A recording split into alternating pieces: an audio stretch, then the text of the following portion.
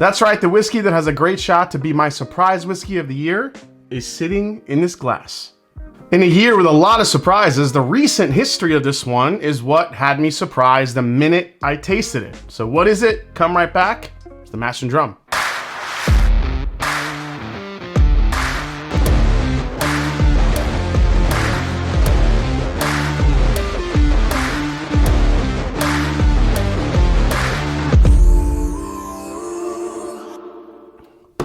What's up, folks? I'm Jason C. from the Mash and Drum, and welcome back to the show. Like, subscribe, help grow the channel for 2023. I can't believe 2023 is like on the verge of being over, already November into December.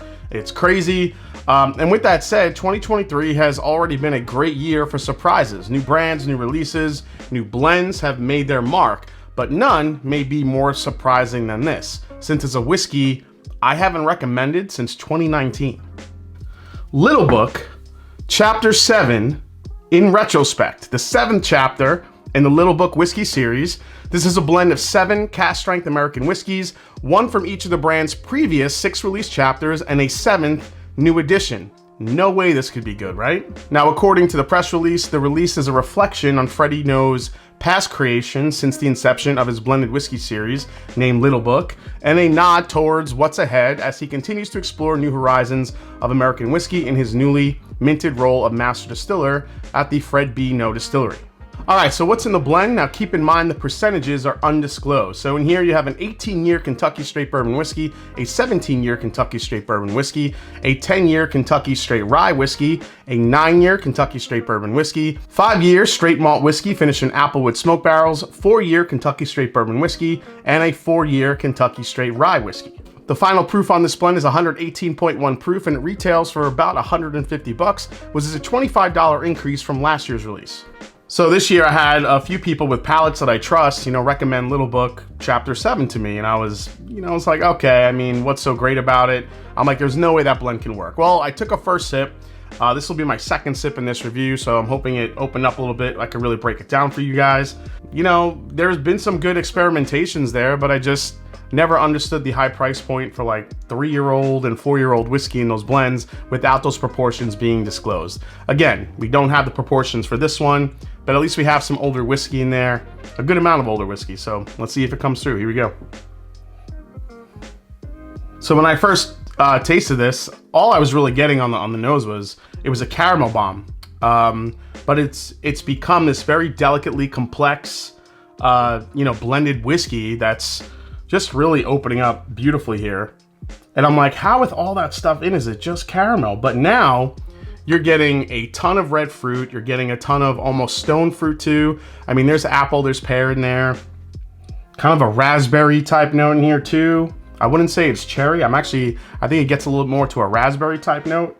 I think you do get a little bit of that smoke from the malt finish in Applewood Smoke Barrels.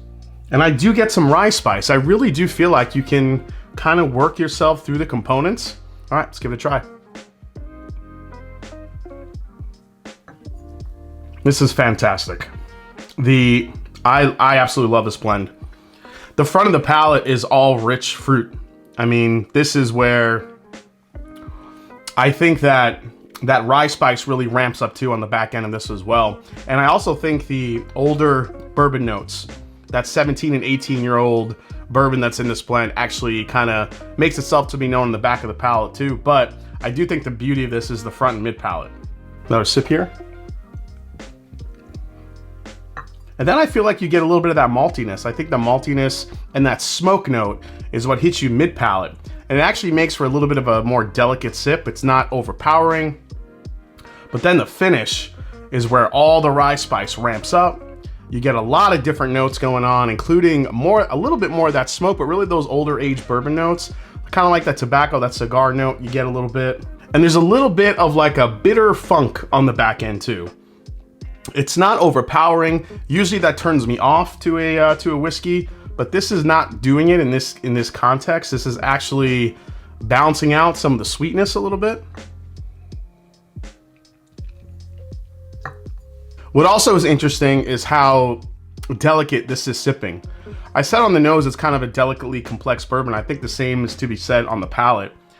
It's not gonna like punch you in the mouth like a high proofer would. At 118 proof, I think what's beautiful about this whiskey is the spice, the finish on it, the complexity, what you get, how it changes from front to back, all those different, like how the hell do you blend this and make it work? It's crazy. Again, that smokiness from that applewood, I mean, it just kind of kicks in all throughout the palate, which I really like. It adds like a different level of flavor to the palate, but it never overpowers the fruitiness of it. It never overpowers the rye spice or even like the older aged bourbon notes. And this finish, it still goes. This thing is,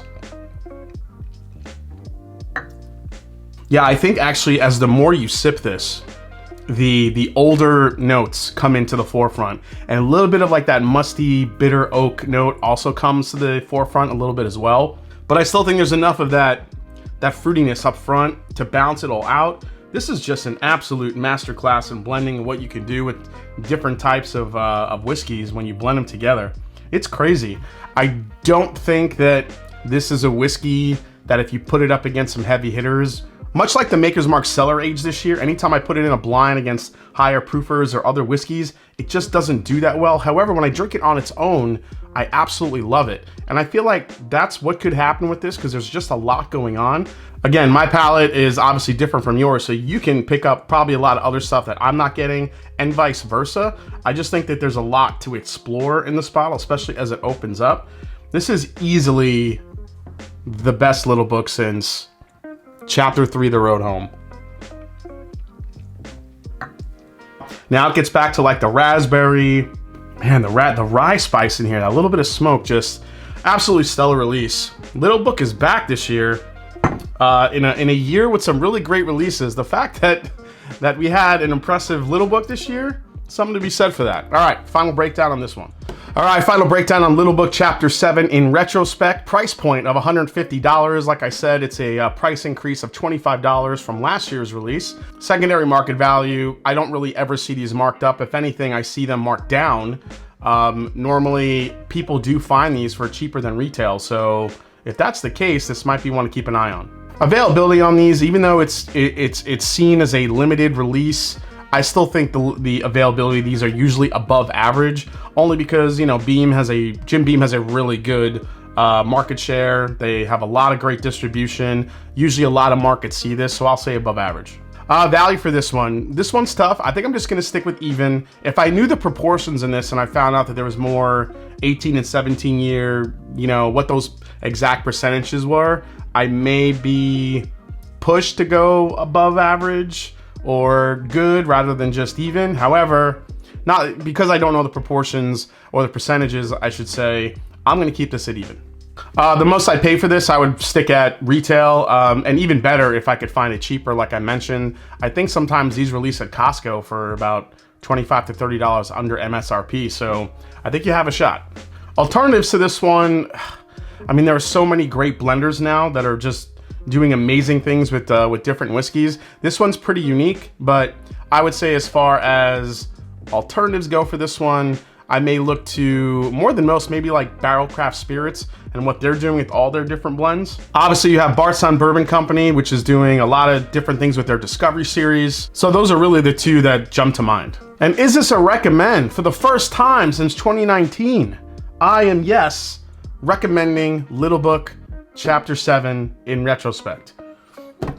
This one actually, this could make my surprise whiskey of the year. There's some others in contention that I try this year, but this one really impressed me. Again, I don't think this is a whiskey that you put in a blind and put against a bunch of bourbons with higher proof, because I don't think it's gonna hold up. But when you explore this whiskey on its own and try to pick out all the different components, I think this is something to be savored, shared. Really try to enjoy this one, try to break it down. I love this blend. I think it really works. Just absolute masterclass. Freddie No just absolutely killed it with this blend. Congrats, man. And yeah, recommend highly. All right, guys, hope you enjoyed this review for the new Little Book Chapter 7 in retrospect. Hope you enjoyed it. If you did, hit the subscribe button below. Please hit the like button. If you haven't yet, follow me on Instagram. Let me know if you've tried this one yet, what you think about it. And as I always say, it's not about the whiskey, it's the people you share it with. Cheers. I'm gonna enjoy the heck out of this one. Take care, guys. See you next time on The Mash and Drum. Bye.